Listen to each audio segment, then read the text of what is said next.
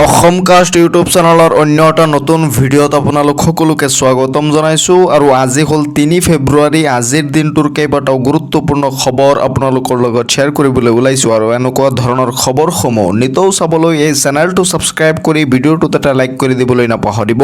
ভিডিঅ'টো শেষলৈকে চাব কাৰণ আজিৰ এই দিনটোত অৰুণোদয় আঁচনি, PM কিষাণ, চৰকাৰী ঘৰ লগতে দেশ বিদেশৰ কেইবাটাও গুৰুত্বপূৰ্ণ খবৰ একেলগে আপোনালোকৰ লগত শ্বেয়াৰ কৰা হ'ব।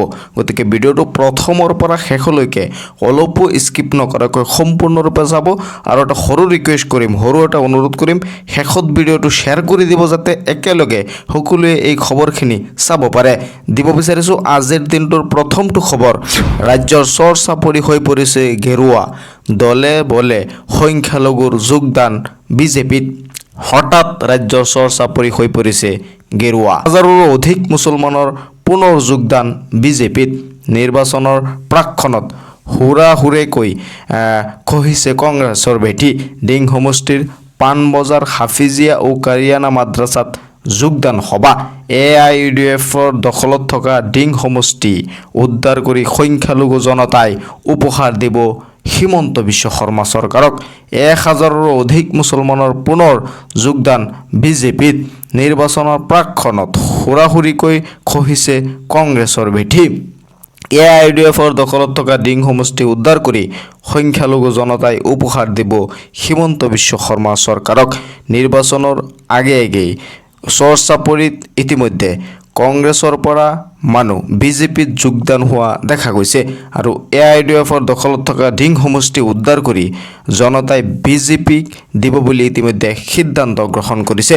নিৰ্বাচনৰ প্ৰাকক্ষণত হুৰাহুৰিকৈ খহিছে কংগ্ৰেছৰ ভেটি। 1000ৰো অধিক মুছলমানৰ পুনৰ যোগদান বিজেপিত। AIUDFৰ দখলত থকা ডিং সমষ্টি উদ্ধাৰ কৰি সংখ্যালঘু জনতাই উপহাৰ দিব হিমন্ত বিশ্ব শৰ্মা চৰকাৰক। সংখ্যালঘু জনতাই AIUDFৰ দখলত থকা ডিং সমষ্টি এতিয়া উদ্ধাৰ কৰি বিজেপি অৰ্থাৎ হিমন্ত বিশ্ব শৰ্মা চৰকাৰক উপহাৰ দিব বুলি সিদ্ধান্ত লোৱা দেখা গৈছে। দিব বিচাৰিছোঁ আন এটা গুৰুত্বপূৰ্ণ খবৰ। মুখ্যমন্ত্ৰীয়ে গালিপাৰা ৰিক্সাৱালাৰ সন্তান ডাক্তৰ হ'ব। এইমছত ডাক্তৰ পঢ়ি আছে, মুখ্যমন্ত্ৰীক প্ৰত্যাহ্বান দিছে। মিয়াক ৰিক্সা চলাবলৈ নিদিওঁ বুলি কোৱা মুখ্যমন্ত্ৰীক প্ৰত্যাহ্বান দিয়া দেখা গৈছে। মুখ্যমন্ত্ৰীয়ে গালিপাৰা ৰিক্সাৱালাৰ সন্তানক ডক্তৰ বনাই আছে বুলি উল্লেখ কৰা হৈছে। দুদিন পিছত ৰিক্সাৱালাৰ সন্তান চিকিৎসক হ'ব। এইমছ ডিব্ৰুগড় বৰপেটাত ডাক্তৰ পঢ়ি আছে ৰিক্সাৱালাৰ সন্তানে। ৰিক্সাৱালাৰ সন্তানে ইণ্ডিয়ান আৰ্মিত যোগ দিছে। কষ্ট কৰি বৰ্ডাৰত গৈ চীন পাকিস্তানৰ বিৰুদ্ধে ভাৰতৰ হৈ যুঁজিব। মুখ্যমন্ত্ৰীয়ে যিমানে গালি পাৰে পাৰি থাকক, আমাৰ মানুহখিনি সজাগ সচেতন হ'লেই হ'ল। আজি ৰিক্সা চলোৱা পিতৃয়ে কাইলৈ পুত্ৰক চিকিৎসক বনাব লাগিব। আমাৰ পূৰ্বপুৰুষে নিজ মাতৃভাষা বিসৰ্জন দি অসমীয়া আঁকোৱালি লৈছে। বিদ্যালয় চেঞ্চাছত মাতৃভাষা অসমীয়া বুলি লিখি ৰাখিছে। মুখ্যমন্ত্ৰীক উভতি ধৰিলে জুনিয়ৰ বিধায়ক ৰফিকুল ইছলামে।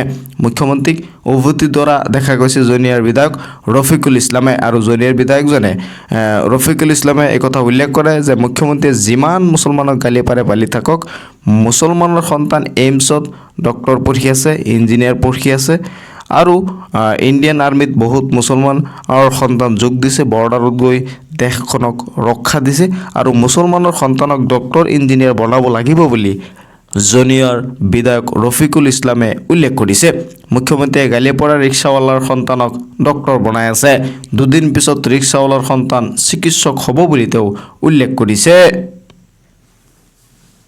দিব বিচাৰিছোঁ আন এটা গুৰুত্বপূৰ্ণ খবৰ। উচ্ছেদ চলাবলৈ যোৱা শ আৰক্ষীক ঘেৰি ধৰি আক্ৰমণ, চিঞৰি চিঞৰি পলাইছে আৰক্ষী। উচ্ছেদক কেন্দ্ৰ কৰি ভয়ংকৰ ঘটনা সংঘটিত হৈছে। এই ঘটনা ক'ত সংঘটিত হৈছে সবিশেষ এই ভিডিঅ'টোত আপোনালোকক জনোৱা হ'ব। উচ্ছেদক কেন্দ্ৰ কৰি ভয়ংকৰ ঘটনা সংঘটিত হৈছে। শ আৰক্ষীক ঘেৰি ধৰি আক্ৰমণৰ চেষ্টা কৰা হৈছে।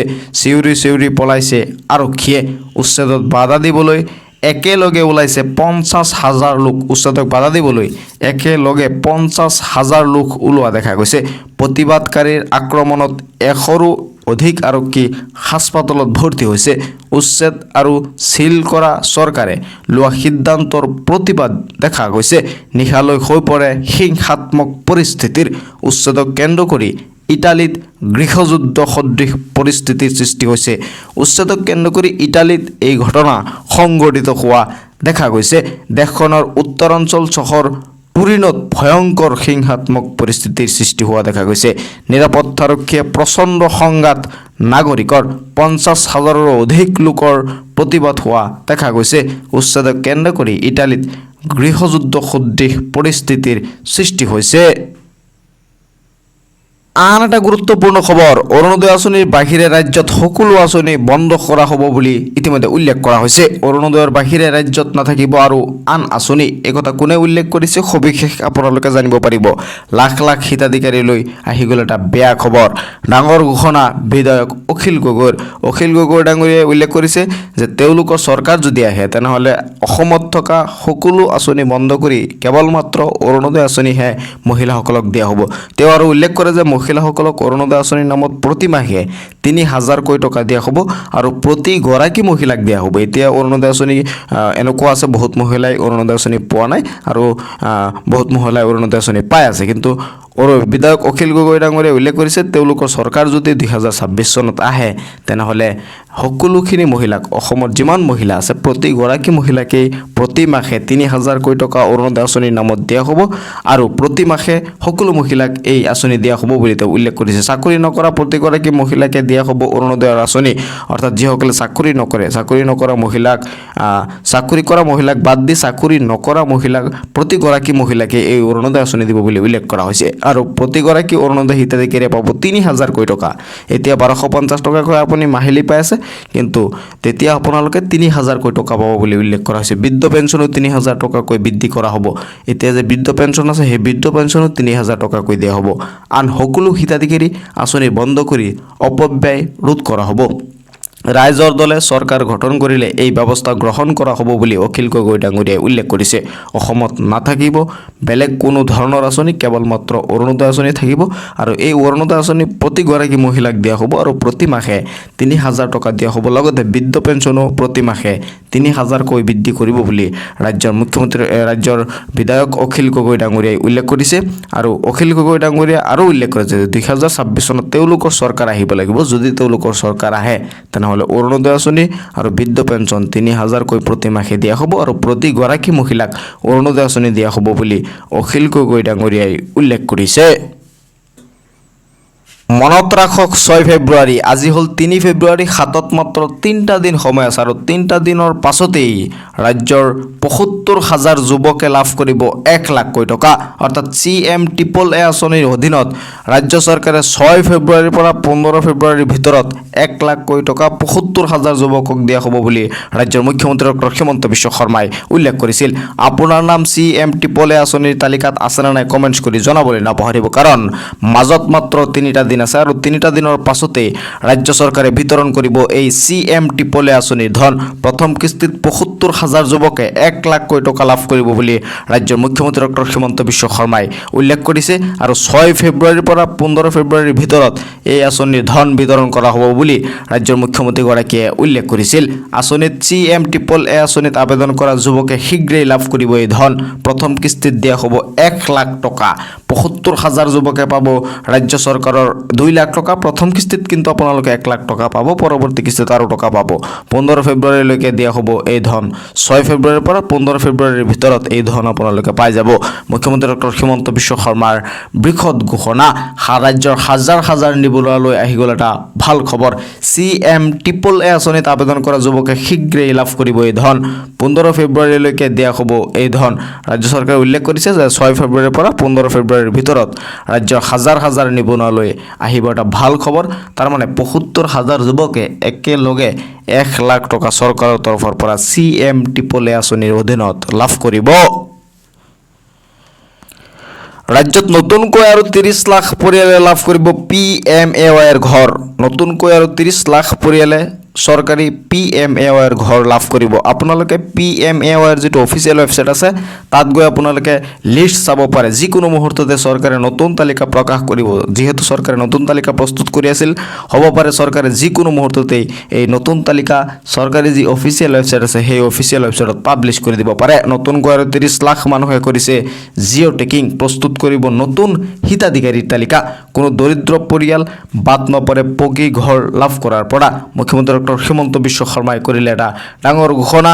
ৰাজ্যত নতুনকৈ আৰু 30 লাখ পৰিয়ালে লাভ কৰিব PMAY ঘৰ, অৰ্থাৎ প্ৰধানমন্ত্ৰী আৱাস যোজনাৰ ঘৰ, আৰু 30 লাখ পৰিয়ালে লাভ কৰিব বুলি ৰাজ্যৰ মুখ্যমন্ত্ৰী ডক্টৰ হিমন্ত বিশ্ব শৰ্মাই উল্লেখ কৰিছে। আৰু এই চৰকাৰী ঘৰক লৈ বহু সময়ত দুৰ্নীতি কৰা দেখা যায়, অৰ্থাৎ ভুৱা হিতাধিকাৰীৰ নাম এই চৰকাৰী ঘৰৰ তালিকাত সোমোৱা দেখা যায়। সেইকাৰণে চৰকাৰে অলপ লেট কৰি এখন শুদ্ধ হিতাধিকাৰীৰ তালিকা প্ৰস্তুত কৰিব আৰু সেই হিতাধিকাৰীৰ তালিকা তেওঁলোকৰ অফিচিয়েল ৱেবছাইটত আপলোড কৰিব। শীঘ্ৰেই কোটি কোটি কৃষকে লাভ কৰিব PM কিষাণৰ ধন। এতিয়াই আপুনি 7টা কাম যদি নকৰে তেনেহ'লে PM কিষাণৰ ধনৰ পৰা বঞ্চিত হ'ব। বহুতে এই কামকেইটাক খেম খেলি বুলি ভাবে। আপোনালোকে এই কামকেইটাক খেম খেলি বুলি নাভাবিব। আপোনালোকে গুৰুত্ব সহকাৰে এই কামকেইটা কৰিব লাগিব, নহ'লে কিন্তু আপুনি এই PM কিষাণৰ ধনৰ পৰা বঞ্চিত হ'ব। পাছত আপোনালোকৰ পস্তাব লাগিব। PM কিষাণৰ ধন লাভৰ বাবে কৰক এইকেইটা কাম। শীঘ্ৰেই মুকলি হ'ব 22 নং কিস্তিৰ ধন।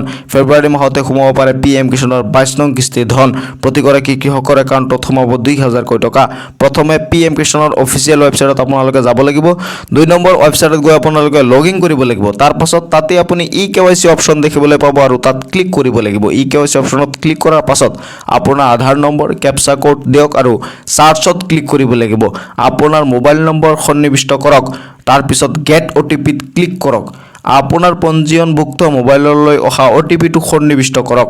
তাৰপিছতে সম্পূৰ্ণ হ'ব আপোনাৰ eKYC।